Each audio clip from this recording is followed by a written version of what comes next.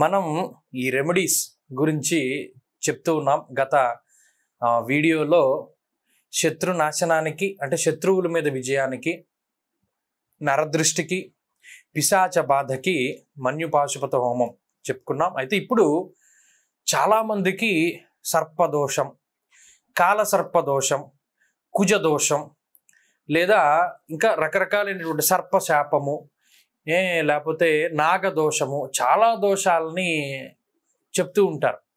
ఇటువంటి సర్పదోషాలు, నాగదోషాలు, సర్పశాపాలు, కాలసర్పదోషాలు ఇటువంటి వాళ్ళు ఏం చేస్తే మంచిది?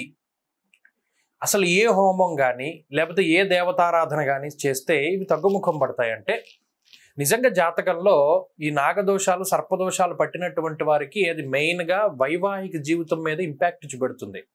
వివాహం ఆలస్యం కావడం, లేదా సంతానం ఆలస్యం కావడం, లేదా వివాహంలో ద్వితీయ వివాహం ద్వికళత్రయోగం పట్టడం, లేదా సంతానం సరిగా అభివృద్ధి చెందకపోవడం, ఇత్యాది విషయాలతోటి వాళ్ళు బాధపడుతూ ఉంటారు.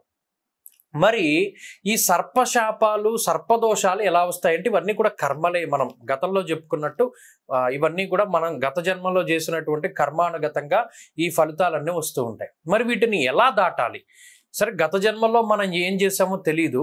ఈ జన్మలో జాతకంలో సర్పదోషం ఉంది, సర్పశాపం ఉంది, కాలసర్పదోషం ఉంది అని చెప్పి మనం తెలుసుకున్నప్పుడు దీనికి రెండు రకాలైనటువంటి పరిష్కారాలు ఉన్నాయి. ఒకటి సర్పసూక్తము. సర్పసూక్తము అన్నది ఇది కూడా సూక్తము, చాలా గొప్ప సూక్తము. దానిలో కొన్ని మంత్రాలు ఉంటాయి.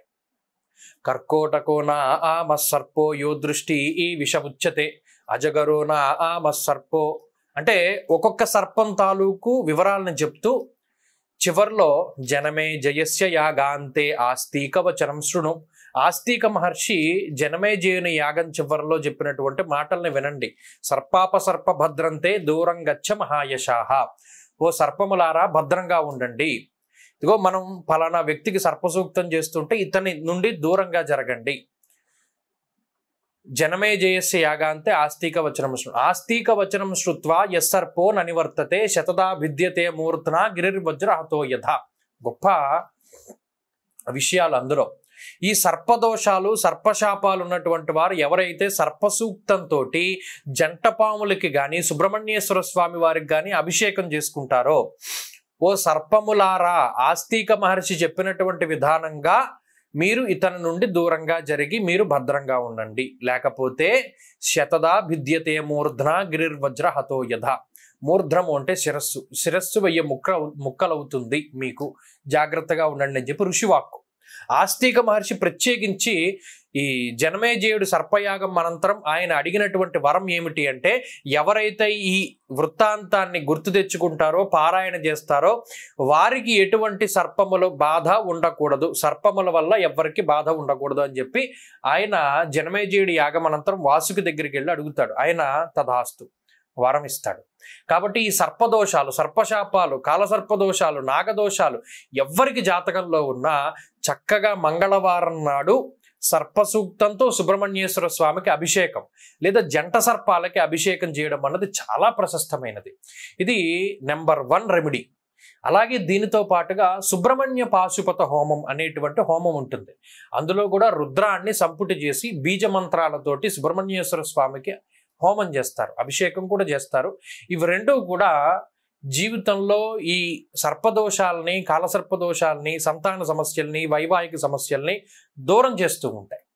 ఇవి సప్రమాణమైనటువంటి రెమెడీలు. అంటే వేదంలో మన ఉన్నదాన్ని అనుసరించి ఏదైతే చేస్తే పర్ఫెక్ట్గా మనకి రిజల్ట్ వస్తుందో అటువంటి వాటినే మనం చెప్పుకోవడం జరుగుతుంది. దానిలో భాగంగానే జాతకంలో ఉండేటువంటి ఈ సర్పదోషాలు, కాలసర్పదోషాలు, సర్పశాపాలు వీటన్నిటికీ కూడా సుబ్రహ్మణ్య పాశుపత హోమము అది ప్రత్యేకమైనటువంటి ఫలితాన్ని ఇస్తుంది. అందులో కొన్ని బీజాలు ఉంటాయి. ఆ బీజంతో కూడినటువంటి రుద్ర సంపుటి. అలాగే ఈ సర్పసూక్తం చాలా విశేషమైనటువంటిది. సర్పసూక్తం అదొక్కసారి మనం చదివితే మనకు కూడా కొంత అర్థం అవుతుంది.